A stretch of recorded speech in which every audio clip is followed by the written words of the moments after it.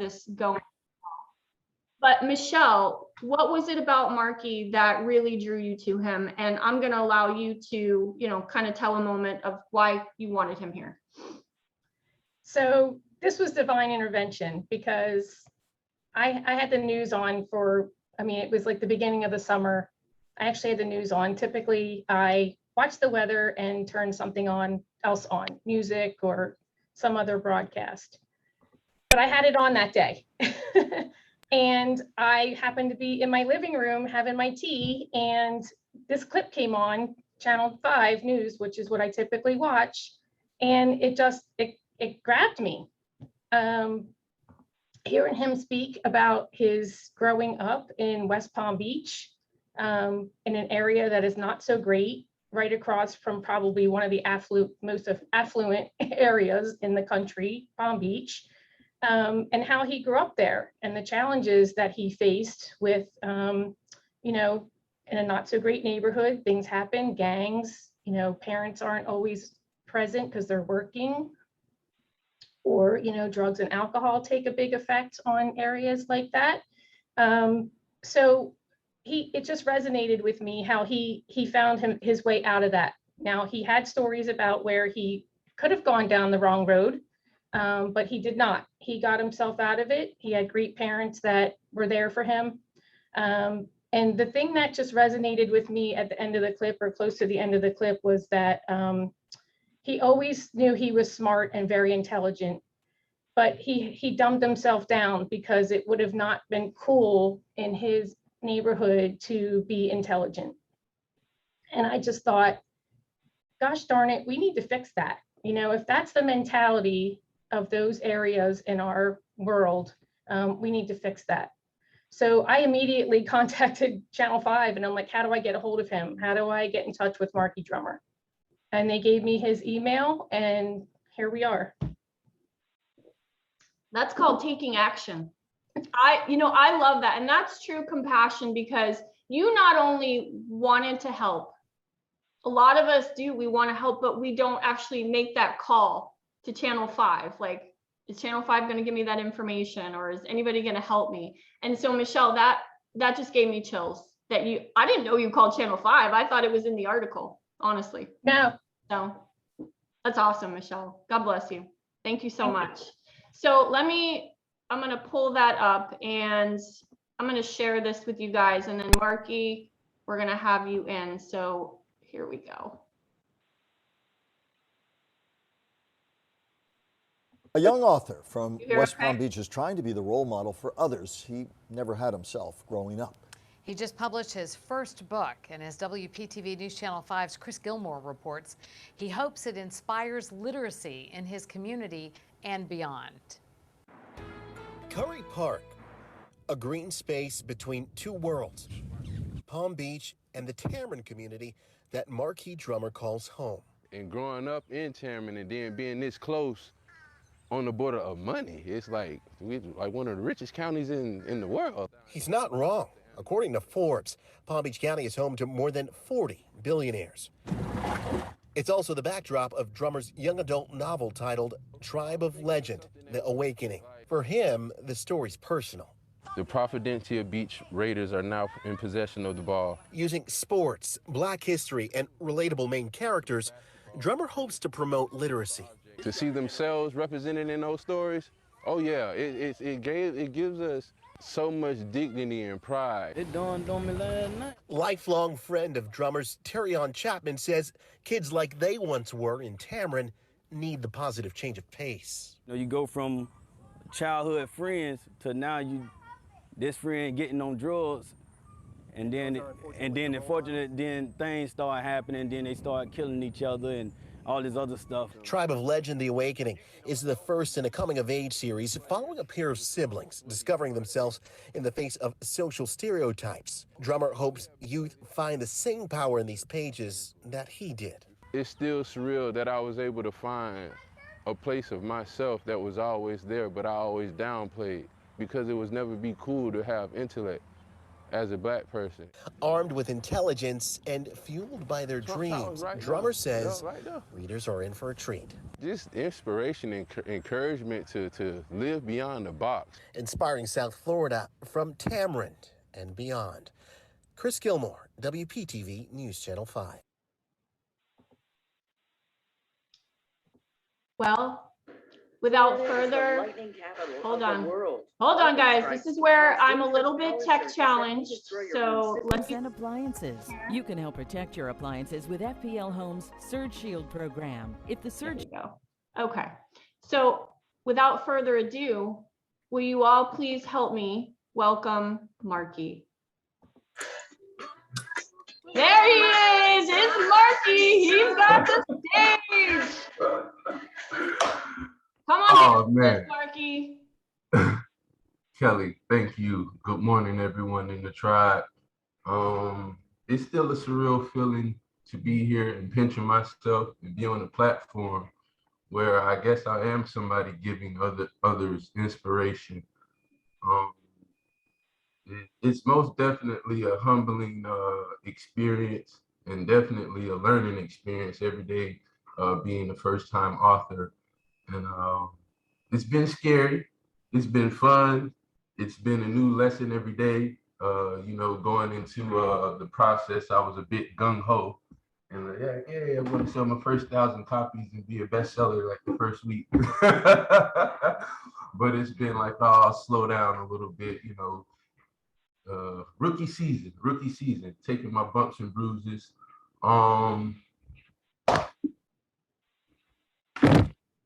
We're here. A little bit about West Palm. Biting a little bit on Kelly in the last week's session on culture. West Palm and the melting pot of culture that it is, and growing up in a place like that. The magnitude of influence it played on my character, I never realized. I guess how we all don't realize when we're young the effects that life's going to take on us.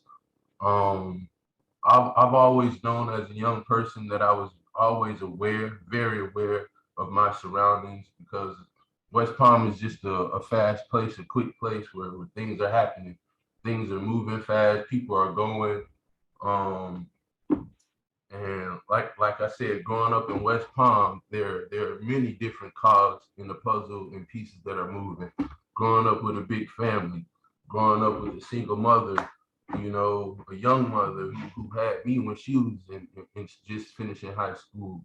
So imagining the challenges that she had to go through with her and my father going through the challenges that they went through, knowing my father, but my parents never being in a relationship together while I was birthed, that brought different challenges there. But what led me,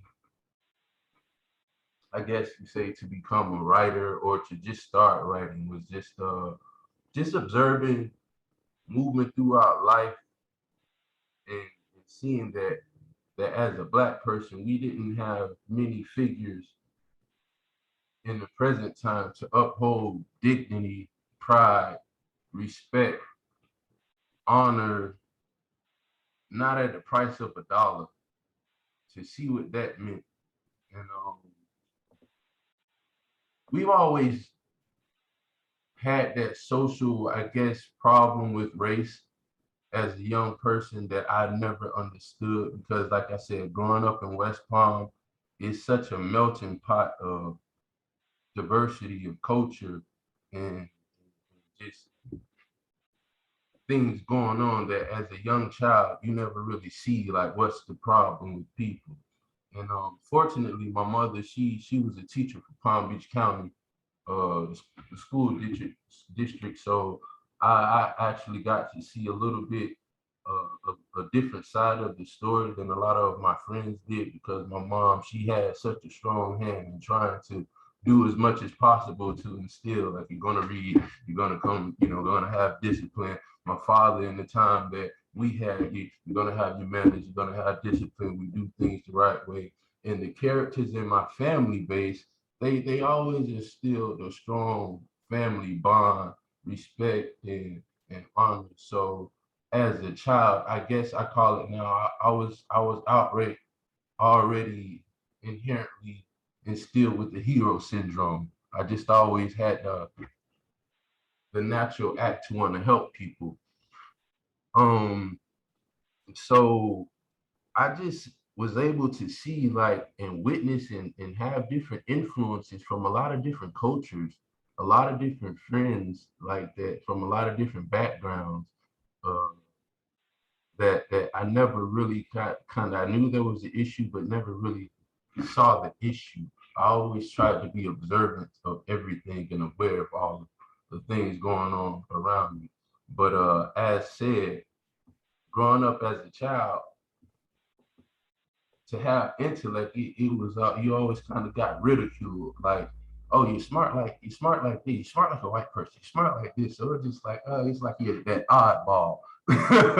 So it was like you didn't, as a child, you never really want to be the oddball, especially at school. You want to be at the in crowd. You do things to try to, that not allowed at home, but when you go to school, you hang with the kids that your parents might check and chastise, and that becomes the thing that you pick up in your characteristics. So you don't I guess what do you say, maximize on those on the virtuous things at a young age. So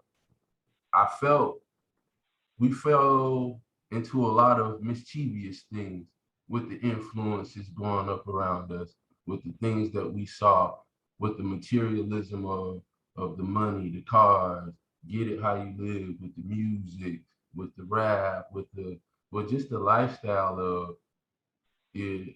If you don't have money, if you don't have a title, if you don't have some type of hustle, uh, it's like you're worthless. So as I got older and I faced my challenges with sports, college, and I started seeing the younger cats and the younger guys just falling victims to some of the same problems that had effect on me, and it was just a blessing to be able to see I have to give something back, or there's something a part of me that I have to do something and not, I guess, put my blames or my problems and responsibilities and accountabilities on somebody else because I'm a man now. Whatever it was that I did go through, I have to pay it forward and give something back. So fortunate for me, I was able to get away from West Palm for a while and find myself through reading that I never knew that I had. So after my trials and errors going through football, basketball, and not fulfilling my role in college, and then walking away and having my depression and feeling down on myself, falling into problems in the street, falling into problems with the law, getting through that, getting through those situations and being able to grow, to remove myself from stagnated positions of discomfortability of what I knew, to be able to break myself and find a new self through reading, drawing, writing poetry, just little small things, being able to meditate, get in the gym, and just find a balance of self in the physical world and in the spiritual world. So I saw and I heard from so many different people from just the point that our bar had hit its limits as far as like our history as Black people and our position of how we got here. That was always my question of like just with the system of the slave trade and culture. It was just like I hear so many different points of views of arguments, and situations of our plight as in the social order right now. It was just how do we get here? Because I used to hear some people say, we started this, math came from here, religion came from here. So I was just like, okay, so how as a people did we get here in a social? What did we do as a people to get here in this position? So if there is any type of way, if I could just not use my anger to be like, oh, I'm mad, but how did we get here? Like there was a point, a start. So I dove into history like none other. So every piece of ancient history, sociology, psychology, I dove into it just to see like how did we fall this far from, I guess, glory.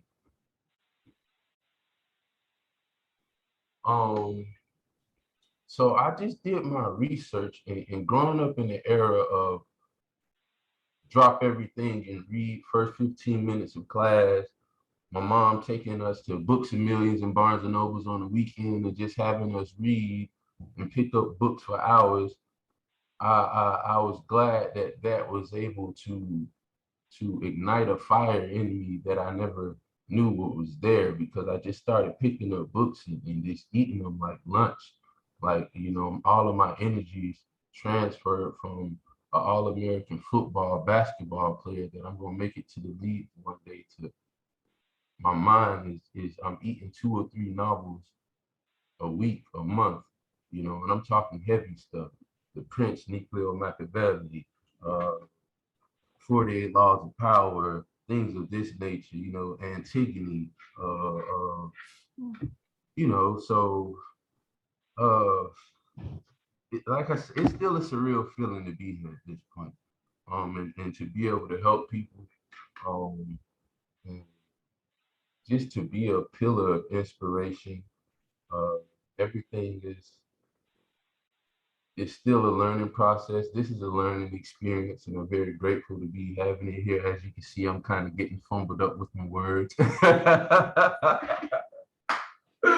I'm definitely taking notes from Kelly because she does her thing.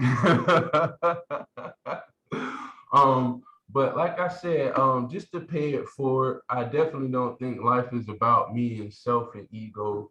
And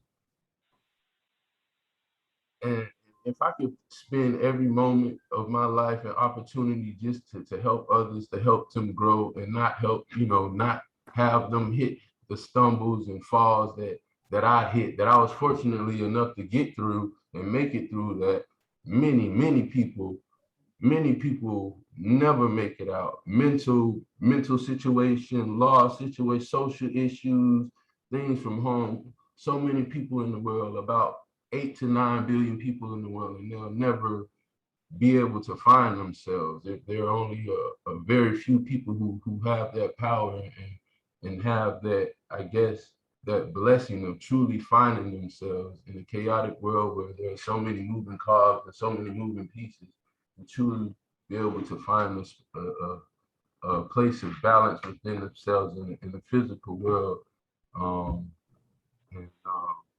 know their path, know their virtue,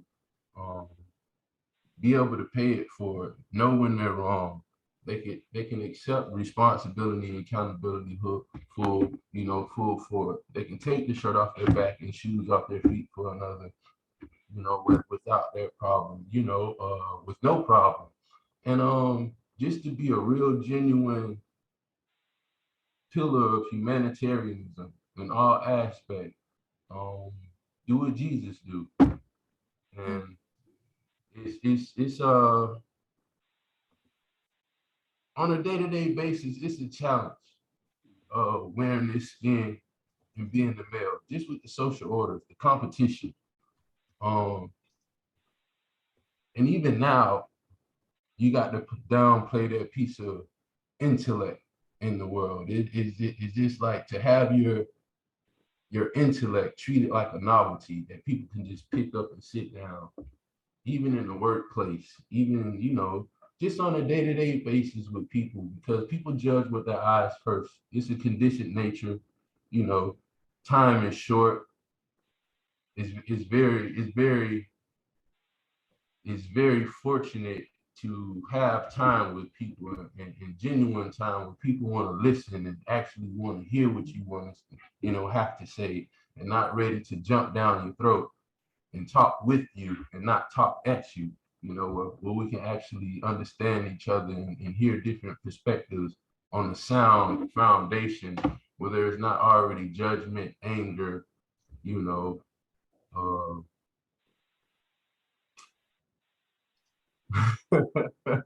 but yeah, I guess that's just it. But let's open it up for a Q&A. What's up? What's up? God bless you, Marky. Oh my God. You should see the chat going. It's Going crazy. It is. Michelle, do you want to ask a question first? Anything you want to ask? I'm going to leave it to the tribe. All right, Michelle. I know So there's who do you quite a see? few. I know Brian Rabel, do you want to come in? He's been watching. He sent me a little insider saying he's loving it, and I've been watching his reactions, so I'd like to hear from him. Yeah, hey Marky, what's up, man? Yeah, I'm in tears, honestly, by what he just said. So listen, it's not really a question. I wanted to shout you out, man. I'm actually Marky's barber, and I met him at the barbershop almost a year now. I want to say, I think around April or March. Yeah. And, his passion, how he started talking, and then he was sharing me. He gave me. I was privileged to get a draft of his book, a final draft, if you will. And y'all, I've read the book 2 times, and listen, I'm so inspired by what's in there. The characters, it's like a Saturday morning cartoon. It has anime vibes to it. I don't know, if anybody resonates with different Dragon Ball Z. I don't know if anybody knows what those are, but listen, the message that's in there impacted my life. It makes me think, because I have a good self-awareness. Me and Marky, we relate a lot, especially both of us being from down south, Florida, and Black as well. And I already have a good foundation on who I am as a character and the person, what I want to do. But what I've read in there has put myself in thinking on a whole nother level about my place in the universe, if you will, and with just other people and what kind of impact I could have. It's just being more involved. And Marky, I appreciate you so much, man. Talking to you, hearing you, what you just said. There's so many things you could say right now, bro. And for you to touch on just being a human and Jesus, and I'm grateful. I'm very grateful. I'm grateful to you, Kelly, and you, Michelle, for having him, and for me to be a part of this. Yeah, that's all I will say right now. That's gonna be my piece. Beautiful, Brian. Beautiful. Appreciate you, brother. God. Michelle, you go ahead. Who else? You call on who you see, okay? Val Schuster has her hand up. Come on in, Val. We miss you. Good We haven't seen morning. you in a while.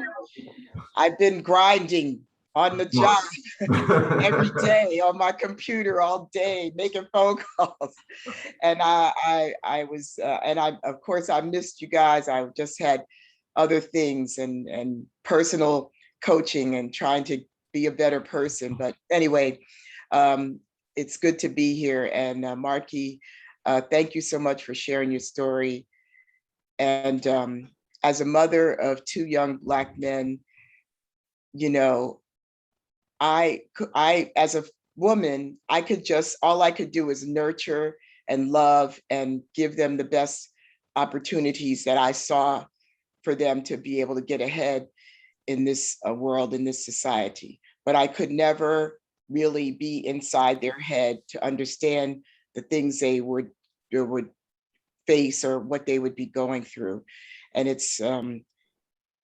I think about it every day, because I have my older son who's, much like you, and have survived certain situations and become, just an incredible person, and very aware of his Blackness. And then, so I think your book is going to be, really something special especially for all of us, for young people, young Black men, and for women, to really understand what it is that you have to deal with on a day-to-day basis. And my younger son was a little bit more sheltered from some of the experiences that my older son went through, like, you know, being I saw this on LinkedIn the other day, young Black man who was a mechanical engineer, and he was interviewing for a job to get it to design something for a company. And the owner of the company finally said to him, "Oh, where'd you go to school? Or what's your degree?" And he says, "Which one?" He had like 5 degrees and MBAs from all, you know, different universities. So that's like the kind of thing where, you know, this social order of how things have been.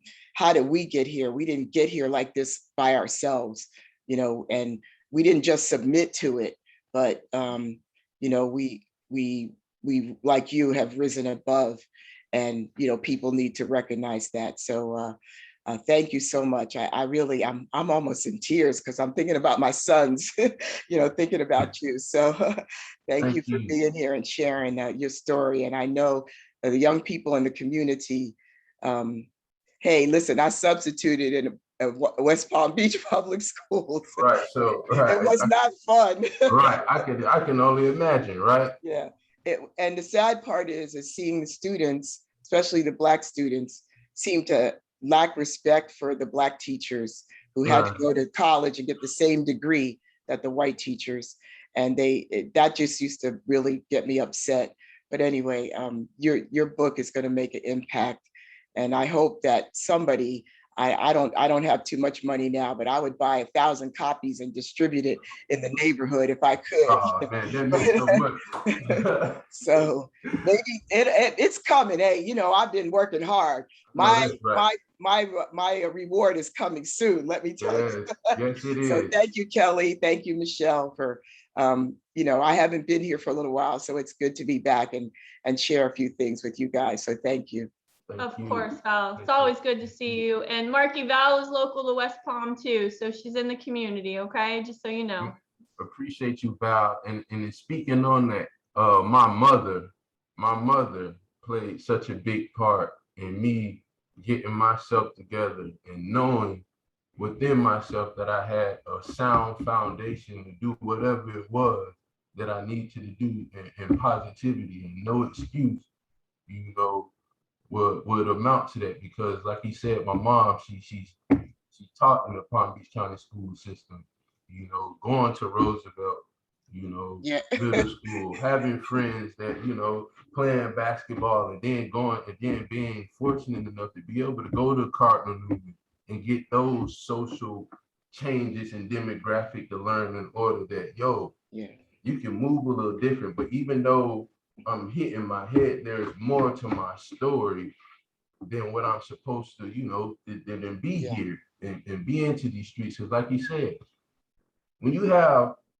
a strong figure, mom still got to work. You still got, the parents are realizing that your children have to deal with the social order when they go to school. After school, that's 12, 13 hours, maybe 14, 15 hours that you're not with your child. Yeah, you may have rules and a set of order when you're there, but really who's there to enforce that if you're not there? And if your child run with the wrong crowd, they're gonna run with the crowd. Come on, man. We want the candy. We don't want the vegetables first. Everything that I can't do at my house, that's gonna be my homeboy at school. Well, I can relate because my sons went to Benjamin. Right. So you know what right. That was almost as, I don't know. It was an experience. That's all I have to tell you. I came from New York and I wanted to have them have a good education. Right. And you know, but they did the same thing. But I always told especially my oldest son, nothing good happens in the street after midnight. Right. And if you get arrested, call your father. Don't call me, because I'm not not coming down there. Oh, that's good. That's good. You don't want the candy. You don't want the vegetable tray. You want the candy. I love candy. You have such beautiful, like you speak so beautifully. Yes, you are. There's a gift. Like, I would love to see your top 5 strengths, because I believe you've got communication, but You have a gift of words. The words you use, I didn't even know the definition of some of them. I'm just going to be honest with you. But literally, anytime I talk to you, you say these words and I'm like, wow, that's like a brilliant word right there. So Marky, yes, you have a gift. You really do. Michelle, who else do you see? Angela Baptiste. Angela! Hello, everyone. Marky, you just touched my soul. And I was listening to you and I was just like, I don't normally talk a lot, but I had to come off mute and say, keep on doing what you're doing. You're inspiring others.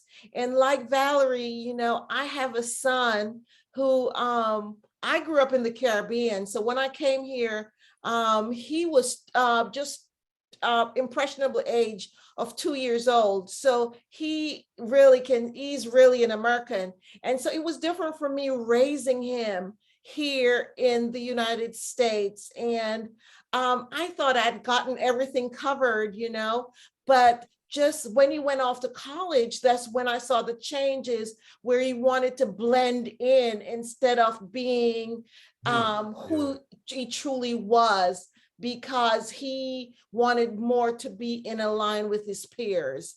And that was a struggle.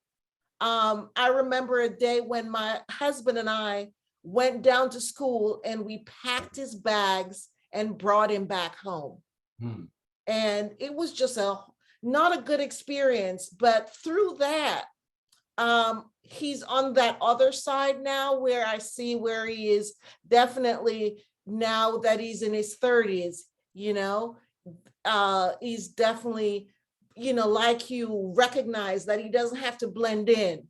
Right. He needs to be in control, be the leader of himself, and not go with the stereotypes. And so that's amazing for someone who grew up, you know, in a good family home. Then he decided he wanted to be like the thugs and whatever. I couldn't understand that. So I thank you for, you know, just being there and just sharing. And I hope that you might be able to go into, you know, the schools and so on to share with the young Black males that they don't need to blend in. They need to make the choice to, you know, to be their own individuals. So thank you. You're welcome. Thank you. Thank you, Angela. Love hearing from you. And just be thinking, you guys are bringing up some brilliant ideas here, like to help support what Marky is doing. Because don't we need more of this in the world? Like, wouldn't this be great? So if anybody in here has connections with a school or something where Marky can get an introduction to share with a group of kids or whatever, or the district, I mean, there's 55 people in here. How many people do we all know if we really collectively put it together? Oh, and can I interrupt you? Yeah, of course. And just to let everybody know, in follow-up with the book, in order to take tangible action, I just launched last night officially my nonprofit, League of Decipherers. It's a nonprofit to promote literacy within the community. And here, let me type up the link, leagueofdecipherers.org. Please follow, check out, help out, shout out. Let's go back to Q&As because I see some hands up there. Marky, call on someone. Who do you want to call on? Let's go with Todd. Todd's been up here for a while. That was my next one. All right, let's go. All right, thank you, Marky. As you can probably visually tell, I'm nothing like you. I don't look like you. I don't have hair. And so I'm sorry, I can't use the services of your barber either. But putting that aside, I think, you know, the group that knows me, it's hard for me to not say something. So I think it's important that I say something. So my background, you know, I grew up in New York and my mother was poor, divorced when I was 2. And the reason why I'm bringing this up is I like to learn from anything I possibly can. And as bad as I think my life was, and I say think, and as bad as I didn't have whatever, Nike shoes or whatever the clothing was. And it is painful to hear that the color of somebody impacts decisions. I moved to Florida when I was 15, and going back to where I grew up in New York, if you look at the pictures of my, every year the class takes a picture, pretty much most of those years from age, 5 to 15 when I moved, I was the minority. But I didn't know that. It wasn't conscious to me. I didn't see racism or feel it until I moved to Florida, which was really weird for me. So in high school, I remember why I went to Coconut Creek High School. And I remember early on in my, I don't know, first month or two, kids were running down the breezeway saying, there's a fight. It's the blacks against the whites and the Hispanics. And I was like, what the hell is that? So I don't know if it was a northern thing different from South Florida, or maybe it was just age. But I would challenge, first of all, I'm going to buy your book as soon as we get off here. Secondly, I do agree with what people are saying about spreading your word and getting into schools of probably, either the disadvantaged or lower socioeconomic areas. But I would challenge you to get into the privileged white areas too. Everyone needs to hear your story. Don't limit it to the people that are like you or maybe came up like you. It's amazing what you're doing, and I think everyone should hear it. I am involved in many community activities where I live. I do live in Parkland, Florida, which a lot of people would probably associate it with privileged white people. And maybe that is the case, but I do know a lot of government people, school board people, and I'll share my contact info with you in the chat here, and I will introduce you to the mayors and city council and school board people I know. I mean, that's at a minimum something I could do. Where it goes from there, I don't know, but I'm happy to do that. Please keep spreading your message, and I'm honored to be in your presence. Thank you. I'm honored likewise to be in yours. Wow. Like, I'm literally tearing up from that comment. Like, Todd, that was so needed to be said. And I can see how excited Brian got from hearing that. Yeah, because you're right. You're right. That's where that message needs to go. You are so right, Todd. And just knowing that, I just can't wait to see what happens because of you being in this coffee shop, Marky. Like, you get ready, because you're going to see some good things starting to move. You get ready. This tribe can do amazing things. And it's all because Michelle took tangible action. That's right.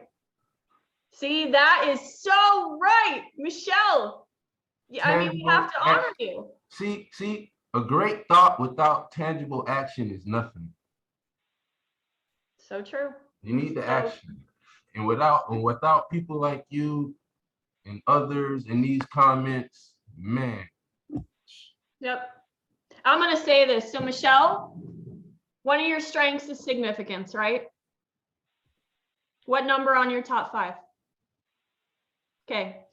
One of Michelle's gifts is called significance on her Clifton Strength Finder report. And so I've known Michelle for a couple of years now. Always been trying to figure out where is that significance going to change the world. And, when you're trying to find yourself and figure out where your gifts are really going to apply, it takes time, it takes hard work, it takes discovery and reflection. And significance is defined by Gallup as it's a gift that wants to make change and make impact. And not everybody can do that. It's not natural for everyone, but it's about not Michelle being seen and heard. It's about her helping others be seen and heard and creating an impact that allows them to be seen and heard. That's one of her gifts. So Michelle, I think right there, that is one of the most beautiful actions of how your significance that you have within you has shown up in the world. And if you ever question where it is, you go back to this recording. Okay? So, Marky, who do you want to call on? I see a couple more. Brian, you went. Let me take on Louisa real quick. Let's see if we can get these other hands. I'm gonna get you right back, bro. I love you.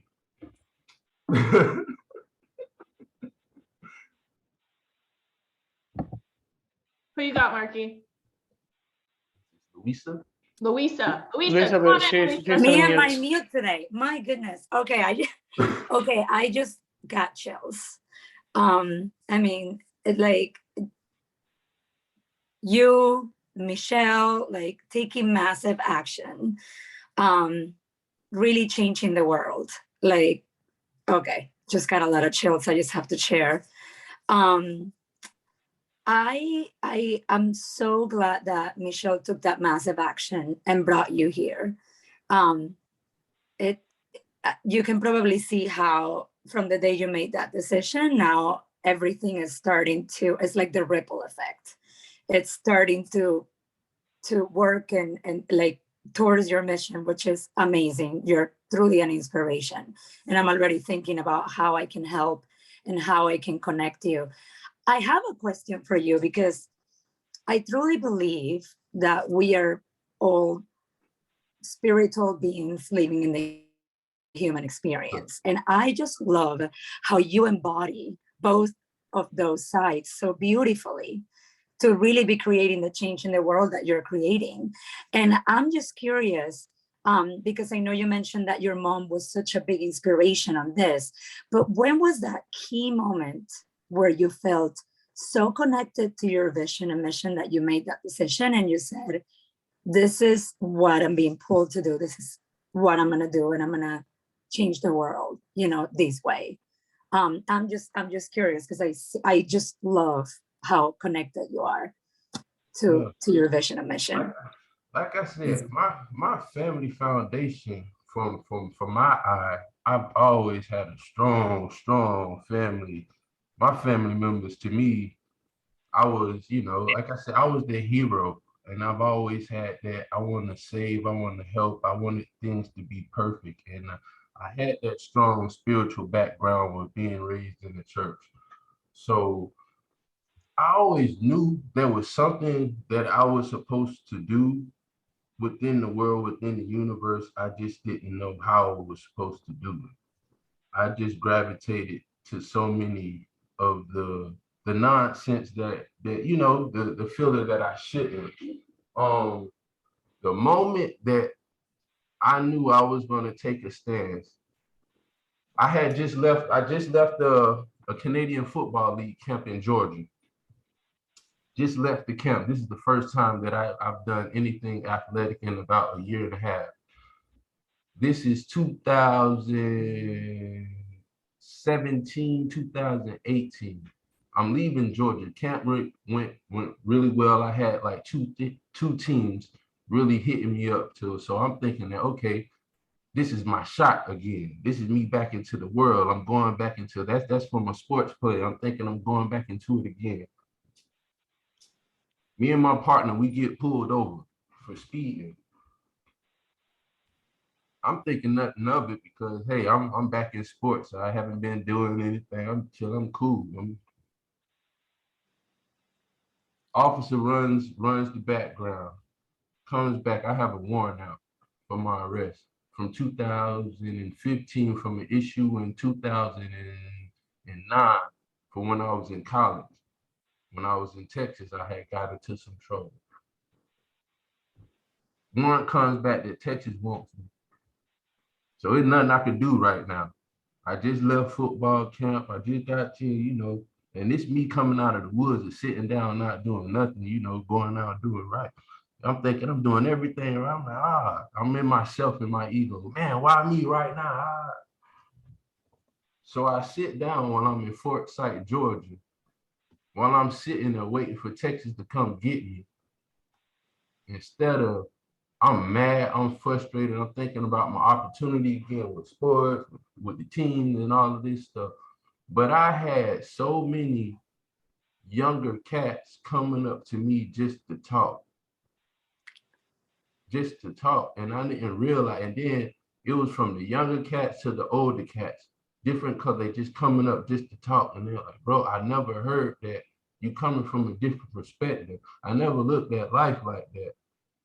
And then just from that moment, I realized that there was so much more for me to do within the world than sports. I've influenced people in any type of magnitude. Like Kelly said, I have a natural gift to gab. I have it. I go anywhere in the world by myself, not looking for a conversation, but somebody's gonna find me, and they're gonna reveal some of the most personal stuff to me out of all people. And at the end of the conversation, the conversation, perspectives are changed, world is shot, and it's like, oh, I never would have thought. And that's my experience in life on a continuous basis. People, I'm that I never would have thought person that people, man, I never would have thought. I never would have thought. You know, I continuously break people's boxes because the world is not meant to be left in the box. And that's not the world that I experience. That's not the Nike commercial. Hey, you can make it happen. Just do it. You can believe what you want. You know, it's just, that's just not how I got it. And it's like, and everybody's been conditioned now to be in the box. And it's like, nah, man, you can be more. You can manipulate what it is. Hey, I want to be a mutant. I want to be an X-Man. I want to live in the Marvel world. I want to connect with my power, tap into tune with, hey, my father universe, he created everything. I'm the son of my father. Why can I not manipulate that? My father gave me that power. If I believe and I trust in him and I go on his word, I can do anything. So my ambition every day is to crush a mountain with my mind. People tell me I can't do it. Well, I'll show you I can. You know, so that's just was instilled for me since birth, since nature, that whatever I put my mind to, good, bad, it's gonna happen. So that's why I spend every effort of my manhood putting into a virtuous thing and putting into inspiring people and do what Jesus do. Out of all the characters in the Bible, do what Jesus do. Do what Jesus, it's simple. You hungry? Hey, my brother, hungry here, man. And if I can take my one piece of bread and I can feed 1 million, so be it. If I can earn an NFL check, an NBA check, don't put my name on the check, put your name on the check. I just hope you have the heart within you to not one day like, nah, man, I got power. Nah, bro, I just want a good food, shelter, make sure you're doing okay, no malice. And it's like, that's hard to believe for people. Like, it's not real. There's always an ulterior motive. What can I get out of you? What are you trying to do to me? Nah, man, I just want the best for you, bro. I just want you to, even if I don't know you, I want you to maximize it. And if you infringe in your situation and you can't maximize your virtuous situation, you need to get out of it. But if you're not on the virtuous path and you with nonsense, and hey, the universe is gonna give it back. So that's just it. My eyes watery. So connected, so connected. I feel that. I feel it. I feel like I just went to church on Friday morning. Amen. I know we only have just a couple minutes, and I want to be respectful of everybody's time. So I'm going to do my best to. I have a question because a lot of people are asking this, Marky. Yes. Would your preference, because people want to help and they want to help you, would your preference be to sell more of the books and see how many we can get sold, or would it be to donate to your nonprofit? What would it be? Either which one, because personal sales a portion of my. See now, okay, I'm in this book deal. I know we're on Amazon, but I didn't take the traditional book deals, so I take my royalties from Amazons and those platforms. So those are cool. But direct book sales from my Square site, that will help. A portion of that money is going to go to the fund. It's going to the nonprofit. So either or. We just get the word out. Help. I'm in the process of getting out here, putting my foot in the door. And And so either which way, man, this was a big step, just getting out there with like-minded individuals who wants to actually connect. So just to jump off of this platform and continue to to build on that. All of this is a great help. So where's your book, Marky? Put your book up. Let's see it. There's that book. Okay, so that's what it looks like. That's what we're looking for. You're adorable, Marky. I love that you're so excited to be here. Now, Priscilla, David, I see your hands are up. If they want to connect with you, because Priscilla, is there anything you want to say real quick before we go? I don't want to ignore you. Good morning. Good morning. Marky is my nephew. Oh, Marky! I've always told him that he was going to be somebody. He is everything that you all see. He has so much go in him. And Marky, I'm just telling you, if you stay the course, you trust God, like I've been telling you, you watch, you're going places. Now, I'm going to talk to my son. He teaches at John I. Leonard High School, and I'm going to see how he can manage and talk to some people there to see if he can get you on some type of platform. You need to talk to, as the gentleman said before, not just kids that look like you. You need to speak to the kids that don't look like you. They need to hear your story, baby, because I'm telling you, I've been with you, rolling with you since you were born out the womb. Yes, so I know who you are, and I know the great things that you can do. I just want you to stay the course. You get disgusted and depressed, and sometimes things don't always go like you think they should sometimes. But if you just hold on and stay the course, you watch God see you through. He's awesome gentleman, you guys. And I'm just so happy that you've built a platform, that these people have stepped out to know the awesome guy and the intelligent guy that you are. He's always been such a joy. And like I said, I'm married to his uncle, but I've been in his life since he was born. He's my nephew, honey. He's my nephew, and I'm proud of him. Thank you. Woo! Man, Priscilla, we need to have you back and give us a speech in the coffee shop. Anytime. Oh man, you're coming back, Priscilla. Oh yes, anytime. Oh man, David, real quick before we go, say your comment. And we can't hear you. So David, you have Thank you so much. There was a couple ideas about a GoFundMe, or maybe just to support your League of Decipherers. I'm in for $50 no matter which one we decide to go to. Maybe I'll do both, but thank you so much for sharing. You're an inspiration, and good luck with everything. Thank you so much. Appreciate you, and thank you for your time and donation. Absolutely. So I'm going to end with something we might know, take us back in the past a little bit. And I want to say thank you all for coming. But anytime I hear this song, it gives me chills. So if you remember it, maybe it'll bring back some nostalgia.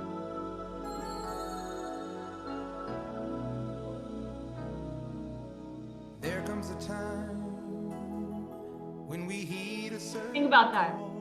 Isn't that beautiful? When the world must come together as one. There are people dying. Oh, when it's time to lend a hand. Tracy Wilkins is doing a LinkedIn training next Friday. Be there. I'm going to be doing it on searches. And I've also have created a great tool that both recruiters and job seekers can use on LinkedIn. So join me next week. We all a part of God's great big family. You can all hang with me as long as you want, but I'm enjoying this. Marky, love you. Let's take it out, coffee crew. We are the world. That is so, oh my God, I have chills. There's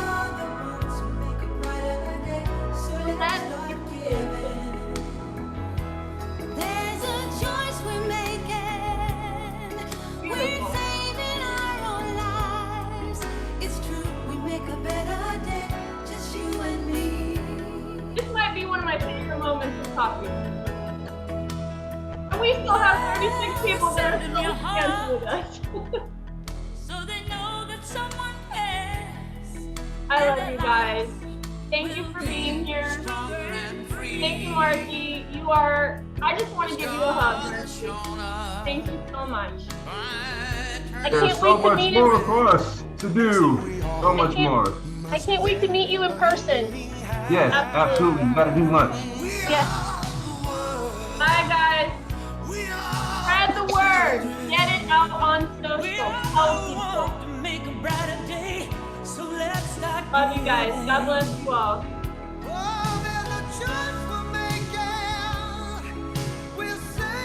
Kelly, by chance, will this be on YouTube? The recording of this I'll put it on YouTube. I'll put it on YouTube and I'll put it in the Slack channel, Brian. So we'll get you linked. Okay. Got it. Bye, guys.